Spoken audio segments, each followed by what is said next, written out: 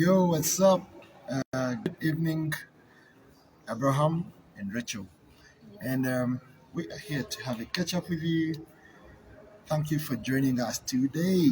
Yeah, So, I'll give it to my wifey. yeah, thank you so much. Hi, everyone that will be tuning in. Thank you so much for availing your time today.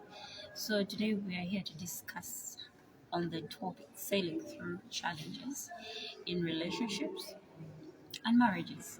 Yeah, and we shall start with our first point, which actually is So, sailing through challenges in our marriages, stroke relationships. So, these challenges could be any challenge that you find out there in the world. It could be finances, it could be adultery, it could be anything out there. But for the purposes of today's broadcast, we shall choose to use adultery. Yep. So, you found your husband, you found your wife, you found your girlfriend sleeping with another person. How would you handle that? That's what we're here for. yeah, So, point number one, how we think you can handle this. One, do not panic. Be at peace. Choose to trust God. You are not the first to go through this. Very many out there have gone through it and they have come out successful. They are now having a thriving relationship. yeah. So, number one, do not panic. Sure. Thank you so much. The next thing you can do in case of such a challenge is pray about it. Yeah, you've discovered this guy is cheating on you. What do you do next is pray about it. Go and ask God, God, how do I go about this whole situation? What attitude should I have?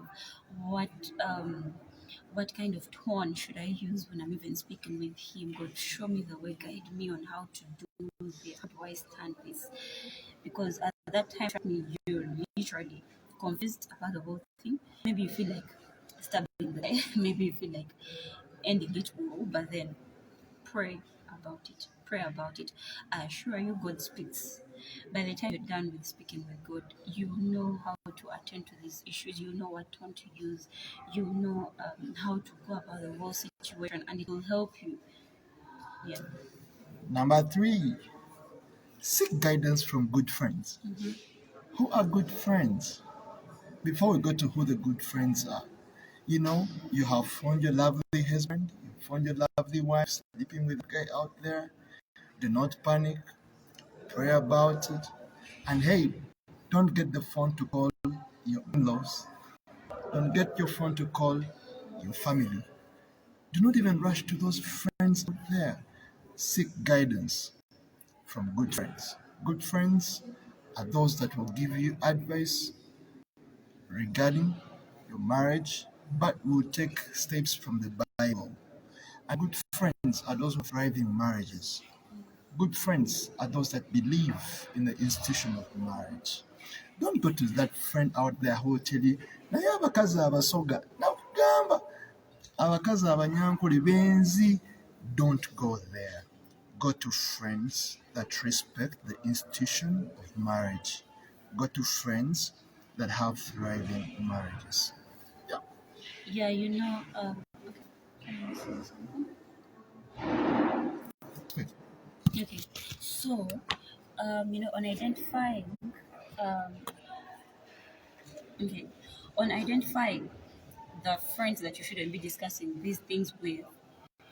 One, if you know people that, okay, if I discuss this with so and so, they're this kind of person that will tell you, nakugamba bintu by'abasajja byesonyiwe or abasajja benzi or all those kinds of things. Just let go of such people. Put them out of your relationship. They do not mean any good for you there. If you're looking at getting two marriage spaces, then the right people to share these things with are people that are married and they're seeming to have a good relationship between them. Like they just seem to understand this whole thing. Those are the people you should seek counsel from. Not people that tell you, yeah, Basoga women are like this, Basoga men are like that. Do not. You just know those are wrong people to share certain things with. Be forgiving. Yeah. Yes. After seeking advice from good friends, please be forgiving. Your partner is also a human being who makes mistakes. And God told you that forgive. Whoever forgives shall be forgiven. True. Imagine Christ on the cross. The guys he came to die for, the guys he came to save, are crucifying him on the cross. They are ridiculing him. They are slapping him. He actually dies in shame and agony. But what does he say on the throne? Sorry, on the cross? He says, Father, forgive them, for they do not know what they are doing. Imagine, forgive your husband, forgive your wife. As you as you go to speak to him, choose to forgive. True.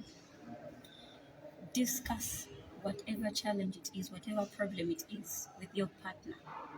Because when this thing happens, at that point you're confused on why did it happen, how did it happen. So as opposed to creating conclusions in your mind, sit down with your partner, create time, ask them to make time for you, ask them calmly, okay, this happened, how, why did it happen.